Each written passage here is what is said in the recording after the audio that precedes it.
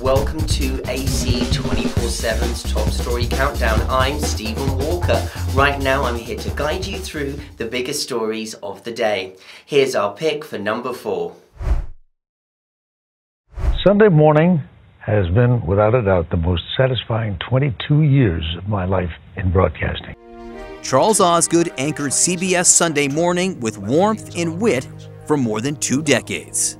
I think that CBS Sunday Morning has been successful is because the people who watch it don't tune in to see how much you can shock them or distress them, but they tune in to see what would be fascinating, interesting, and possibly even inspiring, and that's what we try to do.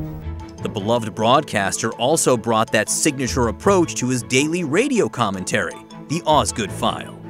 I never considered myself a television guy who happened to do some radio. I was a radio guy who happened to do a television show.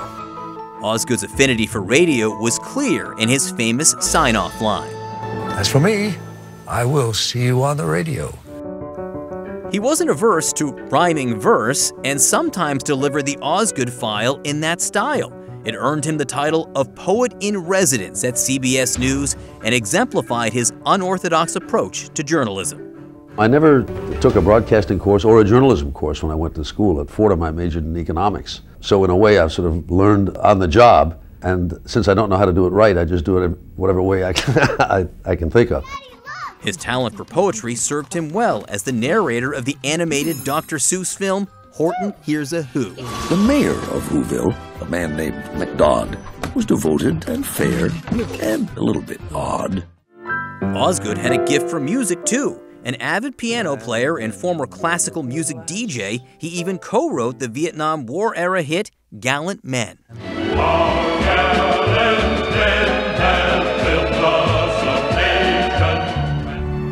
A distinguished storyteller, his honors included enshrinement in the Radio and Broadcaster Halls of Fame, 3 Peabody Awards, and a Lifetime Achievement Emmy. And in 2016, one of his iconic trademark bow ties became part of the National Museum of American History's permanent collection. Charles Osgood will be remembered for the grace and humanity he brought to his work. I could not ask for anything to have gone differently than has gone in my life, and I don't know what in the world I would rather do than do what I'm doing now. It's been wonderful. So long, it's been good to know you. Been a long time since I've been home, and I've got to be drifting along. The Advocate Channel looks at the world through a lens of equality, community hope and inclusion. AC 24/7's Top Story Countdown continues with our producer's pick for number 3. A girl's dreams of her lost life, carefully remembered in red crayon. A house, flowers and the sun peeking between mountains. Discovered 60 feet below the Gazan city Khan Yunis, in what the IDF say was a half-mile-long maze of tunnels used to imprison hostages. In this space, we found evidence that indicate the stay of hostages, including the paintings drawn by the 5-year-old girl, Emilia Aloni, along with other hostages. Images of the tunnel complex, newly released by the IDF amid growing pressure to save hostages, reveals the hell they are enduring. Beyond the cage door, a soiled mattress strewn on the floor. Further inside the cell, a toilet. One of 5 underground hostage dungeons, the IDF say, that held about 20 hostages at different times. Emilia and her mother Danielle were released late November, long before these latest tunnels were discovered. This tunnel we're going in here is one where some of the hostages were held. A week before the new video release, the IDF took us in a similar tunnel complex, close to where they say Emilia and Danielle were held. So we came down a metal ladder, we've come down 1 flight of stairs, we're going down a 2nd flight of stairs here, a double flight it looks like. And down here, command and control wires running all the way down. It's a deep, deep system. How deep are we underground, do you think, right now? At the moment, we're more or less between 10 to 15 meters underground. 10 to 15 meters. Yeah. And now we're going down another level, down more steps. What are we looking at here? This is a small room. Okay, with some kind of air ventilation system. It's an air ventilation system that goes up and building. Metal frame around the door. These metal frames. This can be, as much as this is a small room, this is how the different cages that they put the kidnapped. So they were held in cages? In cages, yeah. Hidden and utterly cut off. Just to give you an idea of how humid it is down here, the camera lens is fogging up. It's hard to imagine the life of a hostage stuck down here day after day, week after week. It is hot. It is humid. These latest images, released by the IDF, capture the conditions, but not the shirt-soaking claustrophobia they induce. The tunnel now beyond use, blown up by the IDF, eliminated from the ongoing search for the remaining hostages. The Advocate channel is now streaming live on Amazon Prime in the News app. Watch us there or go to advocatechannel.com. AC 24/7 continues with today's top 2 pick.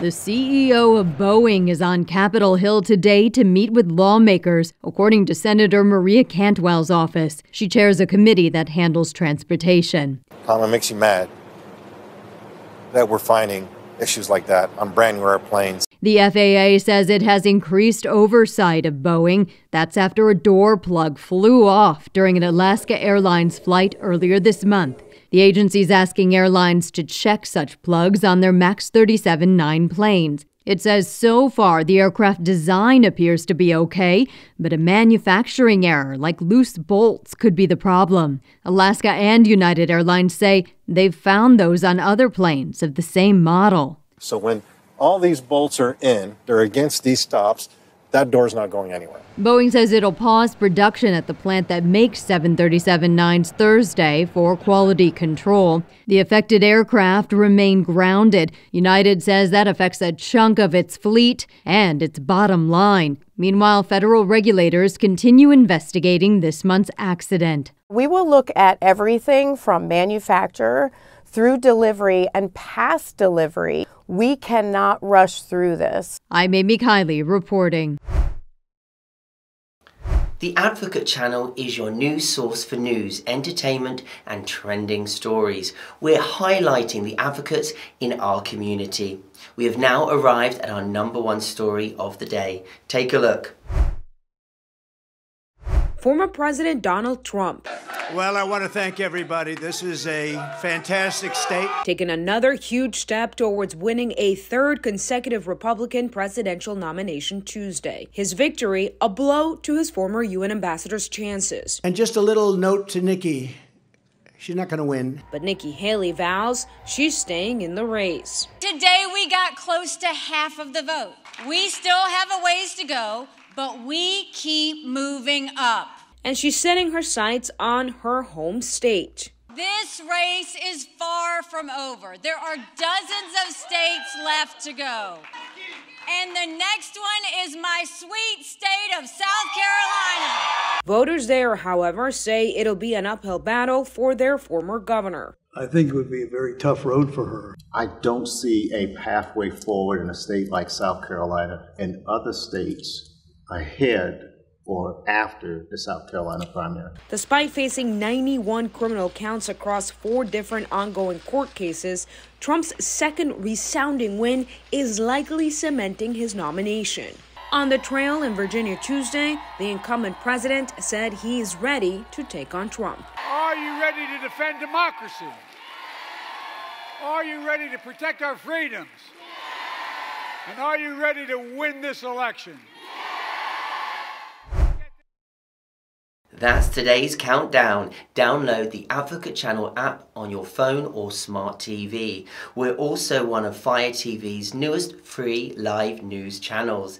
There's more news and entertainment coming up after the break.